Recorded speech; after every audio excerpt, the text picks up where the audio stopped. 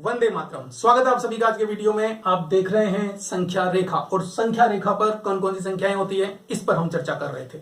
और संख्या रेखा पर आपने देखा था कि एक से लेकर जो गिनने के काम आती है वो सभी संख्याएं कौन सी संख्याएं होती है? प्राकृत संख्याएं होती है। और इन प्राकृत संख्याओं में जीरो को और ऐड कर दिया जाए तो ये सारी की सारी संख्याएं हो जाती है पूर्ण संख्याएं। और इन पूर्ण संख्याओं में अगर इन ऋणात्मक संख्याओं को भी ऐड कर दिया जाए तो ये सारी की सारी संख्याएं कौन सी संख्याएं हो जाती है? पूर्णांक संख्याएं हो जाती है। ये आपने देखा था। और इनके अलावा आपने ये देखा था कि ये जो बटे वाली संख्याएं हैं 18/4, 1/2, -16/6, -4.5, -25/4, ये सभी संख्याएं परिमेय संख्याएं होती है। ये आपने जाना था। और अब आप देख रहे हैं कि संख्या रेखा पर जो संख्याएं बची हैं वो कौन कौन सी हैं? √2, √3 और -√3। कुछ इस प्रकार की संख्याएं बचती है। यानी हम ये कह सकते हैं कि संख्या रेखा पर परिमेय संख्याओं के अलावा, यानी परिमेय संख्याओं के अतिरिक्त जो संख्याएं बचती है वो सभी संख्याएं अपरिमेय संख्याएं होती है। नाम भी स्पष्ट कर रहा है, क्योंकि हम जानते हैं अगर हम परिमेय में, क्या लिखा हुआ है ये? परिमेय। इसमें अगर मैं अ जोड़ दूं तो ये बन जाती है अपरिमेय। आप ये अच्छी तरह से जानते हैं कि अगर ज्ञानी शब्द के पहले अ लगा दिया जाए तो क्या बन जाता है? अज्ञानी। यानी जो ज्ञानी नहीं है वो अज्ञानी है, यानी जिसके पास ज्ञान नहीं है वो अज्ञानी है। तो यहां भी यही मतलब निकलता है। अपरिमेय शब्द का अर्थ ही यही है कि जो परिमेय नहीं है। यानी कि संख्या रेखा पर जो संख्याएं परिमेय संख्याएं नहीं है वह सभी संख्याएं अपरिमेय संख्याएं होती है। संख्या रेखा पर जितनी भी संख्याएं हमें मिलती है उनमें अगर परिमेय संख्याओं को हटा दिया जाए, या यूं कह दीजिए कि परिमेय संख्याओं के अतिरिक्त, परिमेय संख्याओं के अलावा जो संख्याएं हैं वो सभी संख्याएं अपरिमेय संख्याएं होती है। और ये चीज डेफिनेशन भी स्पष्ट करती है। तो डेफिनेशन क्या है अपरिमेय संख्याओं की? तो वह संख्याएं जिन्हें p/q के रूप में नहीं लिखा जा सकता अपरिमेय संख्याएं होती है। अब जहां p व q क्या है? p भी पूर्णांक है और q भी पूर्णांक है, और q is not equal to 0 तो है ही। तो स्पष्ट हुआ आपको कि अपरिमेय संख्या वह संख्या होती है जो परिमेय नहीं होती है। यानी परिमेय संख्याओं के अलावा जो संख्याएं बचती है संख्या रेखा पर वो सभी अपरिमेय संख्याएं हैं। और अपरिमेय संख्याओं की हम एक डेफिनेशन और दे सकते हैं। कैसे? आपने दशमलव प्रसार देखा था कि किसी भी संख्या का दशमलव प्रसार हम 3 प्रकार का देखते हैं। कौन कौन से 3 प्रकार? शांत दशमलव संख्या, अशांत दशमलव संख्या। अब जो अशांत दशमलव संख्या थी वो हमने देखी थी कि वो 2 प्रकार की होती है। तो अशांत आवर्ती दशमलव संख्या और अशांत अनावर्ती दशमलव संख्या। अब अशांत आवृत्ति कौन सी होती है? आवृत्ति तो वो होती है जिसमें कोई संख्या रिपीट होती है, यानी किसी संख्या की आवृत्ति होती है। तो ऐसी दशमलव संख्या को हम कहते हैं अशांत आवर्ती दशमलव संख्या। और जो तीसरे प्रकार की संख्या बची वो कौन सी है? अशांत अनावर्ती। कौन सी है? अशांत अनावर्ती दशमलव संख्या। अब अशांत अनावर्ती दशमलव संख्या कौन सी होती है? जिसमें किसी नंबर की आवृत्ति नहीं होती, जैसे कि 2.313133331 और इस तरह से आगे और भी आए। तो हम यहां देख रहे हैं कि यहां कोई अंक रिपीट नहीं हो रहा है। तो ऐसी संख्याएं जिनका दशमलव प्रसार अशांत अनावर्ती होता है, तो हमने वहां भी ये चीज डिस्कस की थी जस्ट पहले पार्ट में कि अशांत अनावर्ती जो संख्याएं होती है वो अपरिमेय संख्याएं होती है। तो हम इस डेफिनेशन में ये कह सकते हैं कि ऐसी संख्याएं जिनका दशमलव प्रसार अशांत अनावर्ती होता है वह संख्याएं अपरिमेय संख्याएं होती है। तो ये अपरिमेय संख्याएं कौन कौन सी है आप देख रहे हैं। यहां √2, √3 या -√3 ये सभी संख्याएं अपरिमेय संख्याएं क्यों है? क्योंकि √2 का दशमलव प्रसार देखिए आप, ये लीजिए √2 का दशमलव प्रसार आप देख रहे हैं अशांत अनावृत्ति है, यानी नॉन टर्मिनेटिंग नॉन रिपीटिंग है, इसलिए रूट 2 अपरिमेय इर्रेशनल नंबर है। रूट 3 में भी आप देखेंगे कि इसका दशमलव प्रसार क्या है, इसका दशमलव प्रसार भी अशांत अनावृत्ति है, नॉन टर्मिनेटिंग नॉन रिपीटिंग, इसलिए रूट 3 भी अपरिमेय संख्या है। और रूट 3 के बाद आप देखते हैं रूट 4, तो रूट 4 परिमेय है या अपरिमेय।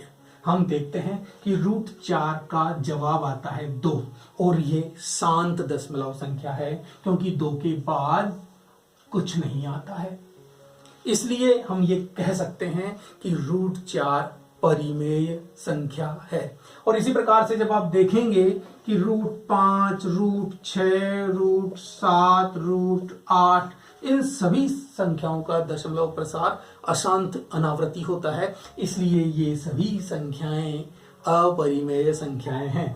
लेकिन फिर संख्या आती है रूट 9, और रूट 9 का दशमलव प्रसार आपको वही मिलेगा 3.0, तो ये भी एक परिमेय संख्या है। और इसका मतलब क्या हुआ, इसका मतलब ये हुआ कि यदि रूट में कौन सी संख्याएं आए, पूर्ण वर्ग धनात्मक, पहली बात तो क्या होनी चाहिए, संख्याएं धनात्मक। अब धनात्मक क्यों होनी चाहिए मैं आपको स्पष्ट करूंगा। धनात्मक पूर्ण वर्ग संख्या नहीं होनी चाहिए। आपने देखा था परिमेय संख्याओं में कि धनात्मक पूर्ण वर्ग संख्या अगर रूट में है तो वो संख्याएं परिमेय संख्या होती है, जैसे कि 4 एक पूर्ण वर्ग संख्या है, 9 एक पूर्ण वर्ग संख्या है। लेकिन जो संख्याएं पूर्ण वर्ग नहीं है अगर वो रूट में है तो ऐसी सभी संख्याएं अपरिमेय संख्याएं होती है। तो ये आपको क्लियर हो गया होगा। अब यहां पर मैं आपको एक बात और बताऊंगा कि ये संख्याएं ऋणात्मक क्यों नहीं होनी चाहिए, लेकिन वो हम बात करेंगे थोड़ा सा ठहर के। अब जरा मैं आपको एक बात और बता दूं कि अपरिमेय संख्याओं को, जो हमारी अपरिमेय संख्याएं हैं, उनको अपरिमेय संख्याओं को हम P से प्रेजेंट करते हैं। किससे प्रेजेंट करते हैं अपरिमेय संख्याओं को?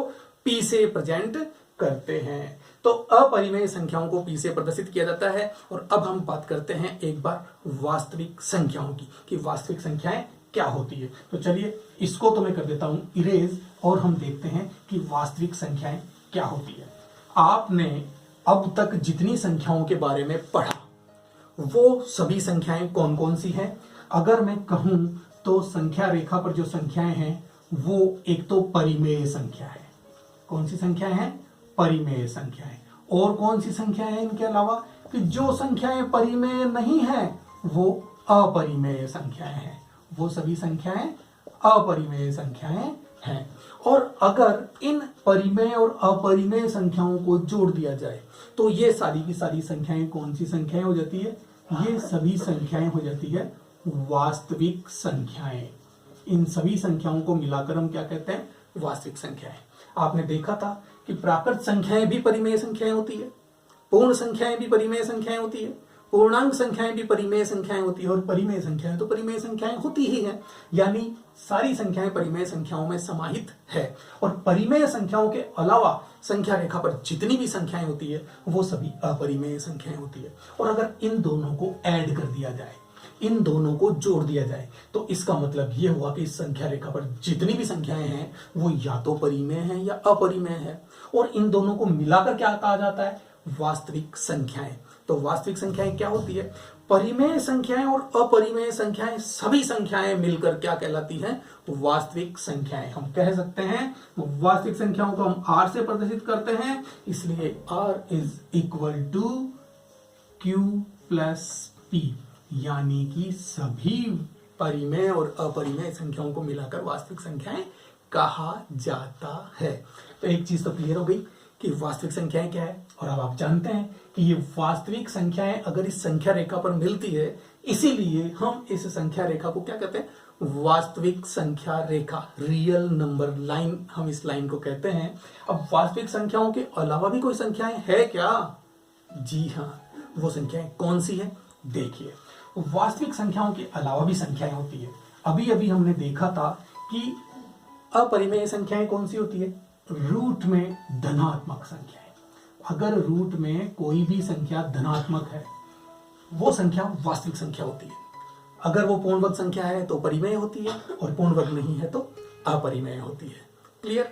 अब अगर ये सभी संख्याएं ऋणात्मक आ जाए, यानी नेगेटिव आ जाए, सारी की सारी संख्याएं, कौन सी? पूर्ण वर्ग हो चाहे पूर्ण वर्ग नहीं हो, तो वो सभी संख्याएं क्या कहलाती है? काल्पनिक संख्याएं कहलाती है। क्या कहलाती है? काल्पनिक संख्याएं, यानी इनका वास्तव में कोई अस्तित्व नहीं है। ये सब संख्याएं काल्पनिक संख्याएं हैं, जिन्हें अंग्रेजी में इमेजिनरी नंबर्स कहते हैं, और इनको प्रेजेंट किया जाता है आई से। इसलिए आई का उपयोग हमने इरेशनल नंबर्स में नहीं किया है। तो चलिए, एक बात तो समझ में आ गई कि वास्तविक संख्या रेखा पर जो संख्याएं हैं वो सभी रूट में धनात्मक संख्याएं हैं, इसके अलावा ऋणात्मक लगाएंगे तो ऋणात्मक संख्याएं हमें मिल जाएंगी। पूर्ण वर्ग और जो पूर्ण वर्ग नहीं है, सारी की सारी संख्याएं मिलकर रूट में क्या कहलाएंगी? वास्तविक संख्याएं। लेकिन अगर रूट के अंदर नेगेटिव नंबर्स आ जाते हैं तो वो नेगेटिव नंबर्स कहलाते हैं काल्पनिक संख्याएं, जैसे कि √-2, √-3, और इनको लिखा जाता है, √-2 को लिखा जाता है 2 आयोटा, √-3 को लिखा जाता है 3 आयोटा। ये सभी काल्पनिक नंबर हैं।